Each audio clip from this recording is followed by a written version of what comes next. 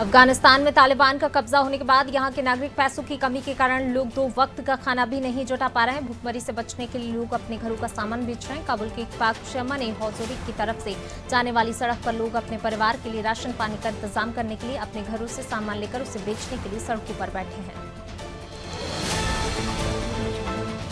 अफगानिस्तान लड़कियों को महिला टीचरों से पढ़ाई के बयान के बावजूद 36 लाख लड़कियों को सेकेंडरी स्कूल में एंट्री नहीं मिली। लड़कों के स्कूल खुलने को लेकर शिक्षा मंत्रालय ने अपने बयान में लड़कियों की शिक्षा के बारे में कोई स्पष्टीकरण नहीं दिया, जबकि पूर्व में तालिबान ने दावा किया था 20 साल पहले के राज से अलग इस बार लड़कियों की शिक्षा मुहैया कराई जाएगी। 90 बिलियन ऑस्ट्रेलियाई डॉलर यानी कि करीब 66 बिलियन अमेरिकी डॉलर की सबमरीन डील हाथ से निकलने के बाद फ्रांस की राजनीति में उथल-पुथल मची हुई है। राष्ट्रपति इमैनुएल मैक्रो अपनी छवि बचाने के लिए किसी तरह डैमेज कंट्रोल करने में लगे हैं। फ्रांस ने अमेरिका और ऑस्ट्रेलिया से अपने राजदूतों को वापस बुला लिया है। वहीं व्हाइट हाउस ने बयान जारी कर फ्रांस के इस कदम को खराब बताया। अमेरिका की तरफ से कहा गया है वे फ्रांस से मतभेद दूर करने के लिए बातचीत करते रहेंगे। ऑस्ट्रेलिया की विदेश मंत्री मरीज पेन ने कहा कि फ्रांस से अच्छे संबंध की उम्मीद करती हैं।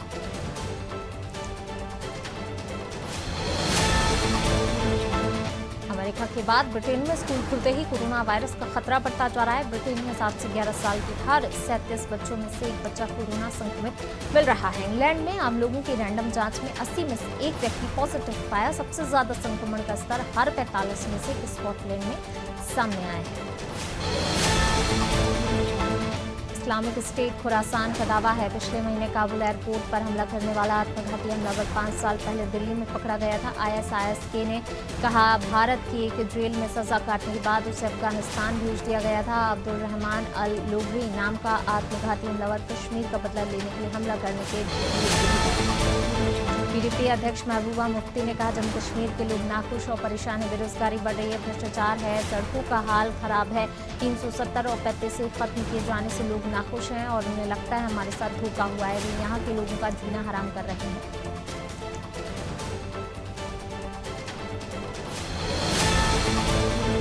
देश में कोरोना के घटते मामलों के बीच केंद्र सरकार ने बड़ा फैसला किया। सिविल एविएशन मिनिस्ट्री ने एयरलाइंस कंपनियों को 85% क्षमता के साथ उड़ानें संचालित करने की अनुमति दी थी। इससे पहले सरकार ने 12 अगस्त को आदेश में संशोधन करते हुए 72.5% क्षमता के साथ उड़ानों की अनुमति दी थी।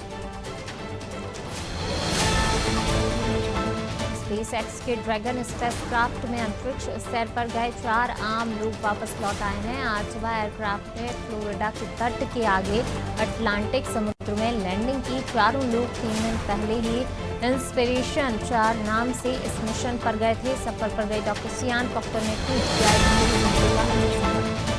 देश की न्याय व्यवस्था पर मुख्य न्यायाधीश NV रमन्ना ने चिंता जाहिर की। कर्नाटक स्टेट बार काउंसिल के जस्टिस एवं शांतन गौदर को श्रद्धांजलि देने पहुंचे CJI ने कहा देश में अब भी गुलामी के दौर की न्याय व्यवस्था कायम है। शायद देश की जनता के लिए यह ठीक नहीं है।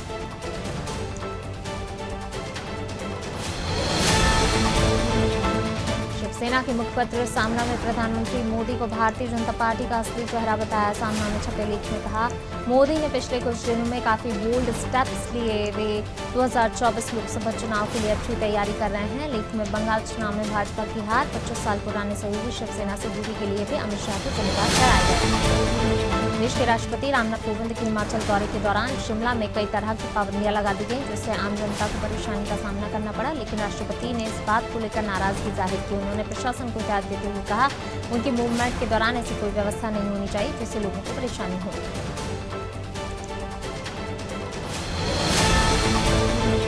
कोरोना काल में गरीब और मजदूरों की मदद कर दुनिया भर में चर्चित हुए अभिनेता सोनू सूद विवादों में घिरते जा रहे हैं। आयकर विभाग ने उनके मुंबई, लखनऊ, कानपुर, जयपुर, दिल्ली और गुरुग्राम सहित 28 ठिकानों पर 3 दिन की रेड के बाद 20 करोड़ की टैक्स चोरी का दावा किया। इस छापेमारी के बाद एक्टर या उनकी PR टीम की तरफ से किसी प्रकार का कोई बयान सामने नहीं आया। इनकम टैक्स डिपार्टमेंट ने सोनू सूद के चैरिटी ट्रस्ट पर विदेशी चंदा अधिनियम एक्ट के नियमों के उल्लंघन का भी आरोप लगाया। इनकम टैक्स केस खुलासे के बाद आने वाले समय में ED की भी इस केस में एंट्री हो सकती है। आयकर विभाग ने बताया लखनऊ की इंफ्रा कंपनी में मुंबई बेस्ड एक्टर की साझेदारी और इस कंपनी ने बड़े पैमाने पर आयकर चोरी की। दिल्ली में पकड़े गए आतंकी मॉड्यूल से जुड़े एक और व्यक्ति को देर रात महाराष्ट्र ATS ने मुंबई के नागपाड़ा इलाके से गिरफ्तार किया, जिसका नाम जाकिर है। ISIS अंडरवर्ल्ड के टेरर मॉड्यूल में वांटेड चल रहे हुमैद उर रहमान ने प्रयागराज के करेली पुलिस स्टेशन में सरेंडर कर दिया।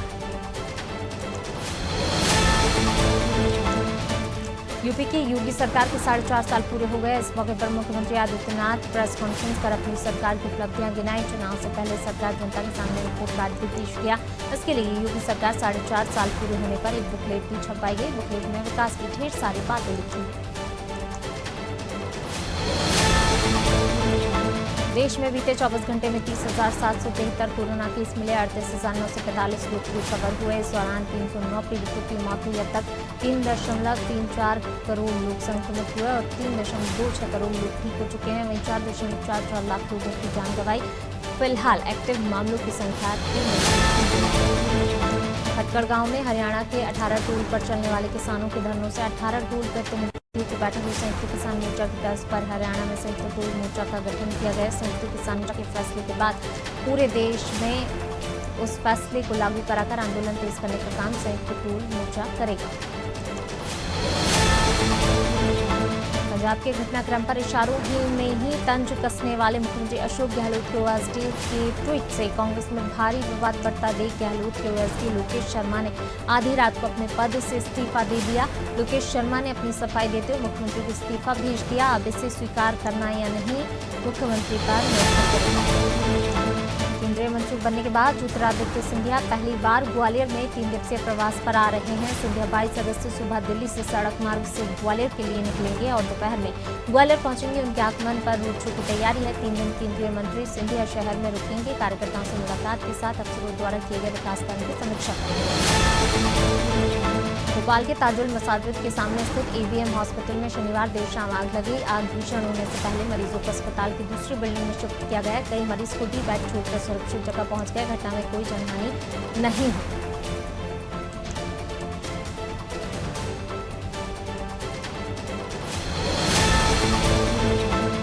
सामाजिक न्याय विभाग द्वारा जारी आंकड़ों में खुलासा हुआ है। बुजुर्गों को प्रताड़ना के मामले में भोपाल में सबसे ज्यादा है। यहां पिछले 4 महीने में 923 बुजुर्ग माता पिता ने अपने बच्चों के खिलाफ शिकायतें की। इसके बाद इंदौर में 65 बुजुर्ग अपने बच्चों से दुखी हैं। इसके विपरीत आदिवासी क्षेत्र कहे जाने वाले अलीराजपुर में सिर्फ 6 शिकायतें। अधिकारी कर्मचारी डीए और प्रमोशन के मुद्दे पर फिर से आंदोलन करने सड़कों पर उतरेंगे। मध्य प्रदेश अधिकारी कर्मचारी संयुक्त मोर्चा द्वारा भोपाल में बुलाई मीटिंग में सहयोगी संगठनों के पदाधिकारियों ने 4 चरणों में ब्लॉक और जिला स्तर पर बड़ा आंदोलन करने का निर्णय लिया। इसे लेकर सरकार को 20 सितंबर को नोटिस देकर आंदोलन का शंखनाद करेंगे। भोपाल में 21 सितंबर से जन सुनवाई शुरू होगी। कलेक्ट्रेट समेत अन्य सरकारी दफ्तरों में अधिकारी लोगों की समस्याएं सुनेंगे। जन सुनवाई 2 घंटे होगी। कोरोना के चलते पिछले 17 महीने से जन सुनवाई बंद है। इस संबंध में कलेक्टर अविनाश लवानिया ने सभी अधिकारी 21 सितंबर से जन सुनवाई पुनः शुरू करने को कहा है।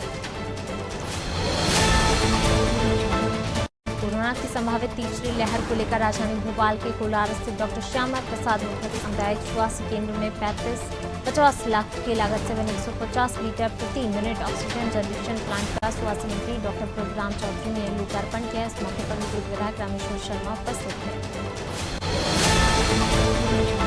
अमरपाटन में उज्ज्वला योजना 2.0 की शुरुआत की गई। इस योजना का शुभारंभ गृह मंत्री अमित शाह ने जबलपुर से वर्चुअल माध्यम से किया। इस कार्यक्रम में 35 महिलाओं ने योजना का लाभ लिया। वहीं कार्यक्रम में नगर परिषद के साथ अन्य भाजपा कार्यकर्ता मौजूद रहे।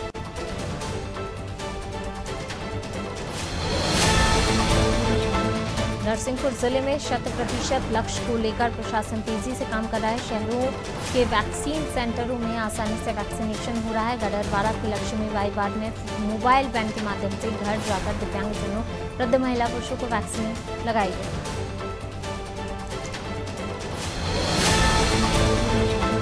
थाना प्रांगण में नवागत पुलिस अधीक्षक सुनील जैन का सभी पुलिसकर्मियों ने स्वागत किया। इस अवसर पर पुलिस अधीक्षक का साथ साथ एएसपी, सीएसपी सभी अधिकारियों ने बारी बारी से पौधारोपण किया। साथ ही सभा में कम से कम 1 पौधा लगाने की अपील की।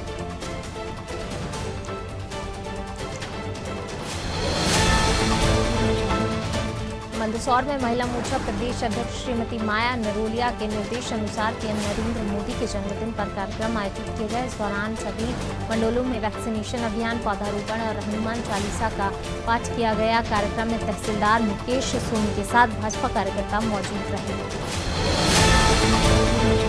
नसरुल्लागंज के गोपालपुर में पुलिस अधीक्षक मयंक अवस्थी ने थाने का निरीक्षण किया। इस दौरान थाना प्रभारी को जरूरी निर्देश दिए गए। इसके साथ ही उपलब्ध संसाधनों से बेहतर काम कराने की बात कही। इस दौरान एडिशनल एसपी और समीर यादव और एसडीओपी प्रकाश मिश्रा मौजूद रहे।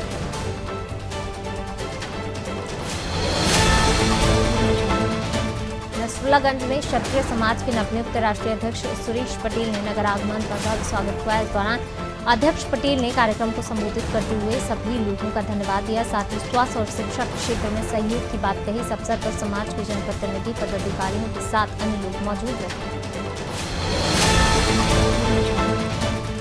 छतरपुर के प्रभारी मंत्री ओम प्रकाश सखलेचा नौगांव पहुंचे, जहां समर्थकों ने गणेश प्रतिमा भेंट कर भव्य स्वागत किया। उन्होंने सर्किट हाउस में कार्यकर्ताओं से भी मुलाकात की और उनकी समस्याओं का निराकरण किया। इसके साथ ही युवाओं को रोजगार के नए अवसर प्रदान करने की बात कही।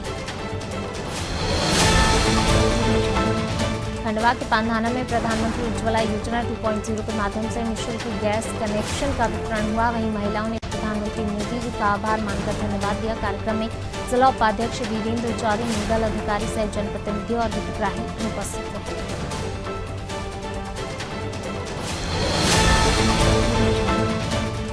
खेड़ा के मंडी प्रांगण में आदिवासियों ने रैली निकालकर साम्राज्य के राजा शंकर रघुनाथ शाह का बलिदान दिवस मनाया। इस दौरान समाज को शिक्षित करने की बात कही। साथ ही आदिवासियों के हित में चलाई जा रही योजनाओं का लाभ देने पर ध्यान देने को भी कहा। कार्यक्रम में आदिवासी समुदाय के सभी लोग शामिल हुए।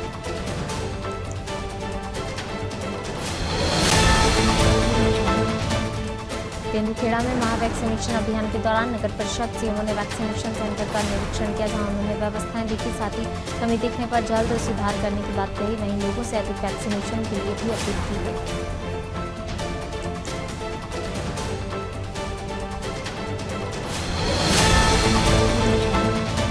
जांजगीर चांपा जिले की सख्ती पुलिस ने 48 घंटे में चोरी के 3 आरोपियों को गिरफ्तार किया। आरोपी शिकायतकर्ता के बैग से 1,78,000 रुपए निकालकर भागे थे। पुलिस ने टीम गठित कर कार्रवाई की और सीसीटीवी फुटेज की मदद से आरोपियों को गिरफ्तार कर लिया।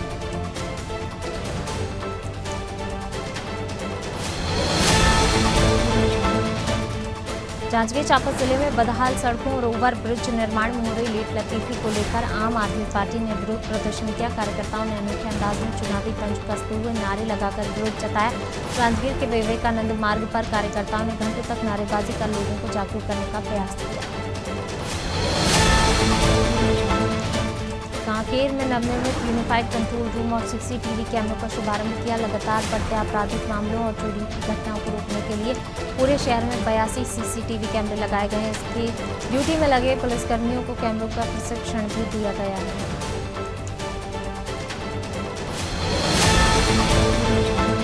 छत्तीसगढ़ के बिलासपुर जिले में कांग्रेस पार्षद और एक डॉक्टर के बीच मारपीट का मामला सामने आया। पूरा मामला फ्लैट बिक्री के विवाद से जुड़ा है, जिसके चलते ये मारपीट हुई। इस मामले को लेकर कांग्रेस पार्षद और डॉक्टर ने एक दूसरे के खिलाफ सरकंडा थाने में केस दर्ज कराया।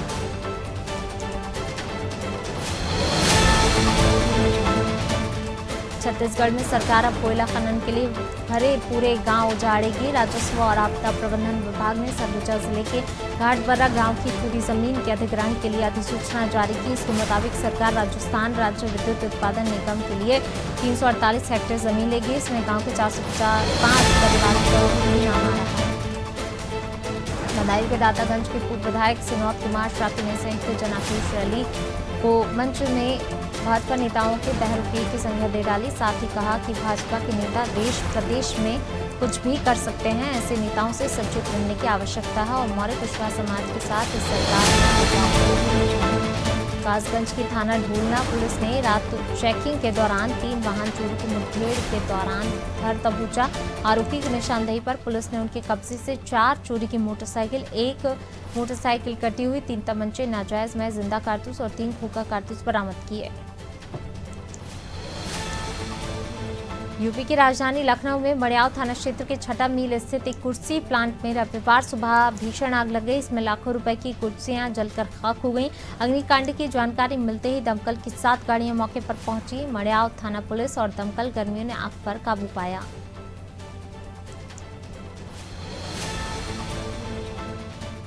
फतेहपुर जिले के कल्याणपुर थाना क्षेत्र में NH2 पर बाइक सवार दंपति को कार सवार ने टक्कर मार दी। हादसे में पति पत्नी दोनों गंभीर रूप से घायल हो गए।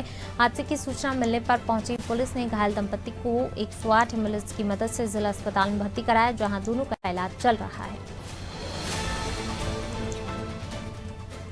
यूपी के उप मुख्यमंत्री केशव प्रसाद मौर्य ने आज संगम तट पर स्थित बड़े हनुमान मंदिर परिसर में अखिल भारतीय अखाड़ा परिषद के अध्यक्ष नरेंद्र गिरि से मुलाकात की, उनसे आशीर्वाद लिया। विपक्ष के नेताओं के संगम में स्नान करने पर तंज कसते हुए कहा, यहां स्नान करना श्रद्धा भक्ति कम, चुनावी स्नान ज्यादा है।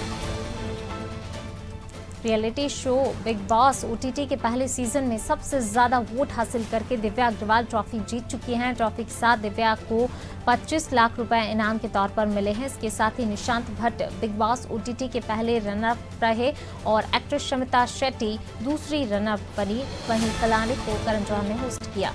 आमिर खान, करीना कपूर खान और नागर चैतन्य स्टार लाल सिंह चड्ढा की शूटिंग हाल ही में पूरी हो गई। इस कॉमेडी ड्रामा फिल्म से साउथ के सुपरस्टार नागर चैतन्य बॉलीवुड में डेब्यू करने जा रहे हैं। हाल ही में नागर चैतन्य ने एक इंटरव्यू में खुलासा किया, इस फिल्म के लिए आमिर खान ने उन्हें खुद पर्सनली कॉल किया था। शाहरुख खान का अटली की फिल्म लॉयन को लेकर चर्चा में है। अब शाहरुख खान जल्द ही राजकुमार हिरानी की अपकमिंग फिल्म में नजर आने वाले हैं। रिपोर्ट्स के मुताबिक फिल्म में उनकी जोड़ी तापसी पन्नू के साथ नजर आएगी। वहीं फिल्म की स्क्रिप्ट को लॉक कर दिया गया और ये फिल्म मई 2022 तक फ्लोर पर आ जाएगी।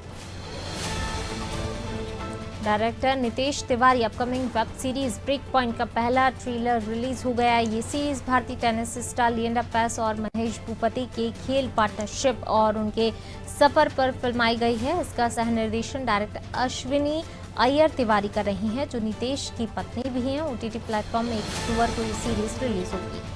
UAE में IPL का फेज 2 शुरू हो रहा है। पहला मैच चेन्नई सुपर किंग्स और मुंबई इंडियंस के बीच दुबई में होगा। BCCI ने UAE में हो रहे IPL फेज 2 में फैंस को सामने स्टेडियम में मास्क पहनने के साथ सोशल डिस्टेंसिंग का ध्यान रखने की शर्त रखी। वहीं शारजाह और अबू धाबी में 48 घंटे पहले RT-PCR की रिपोर्ट होने पर एंट्री मिलेगी।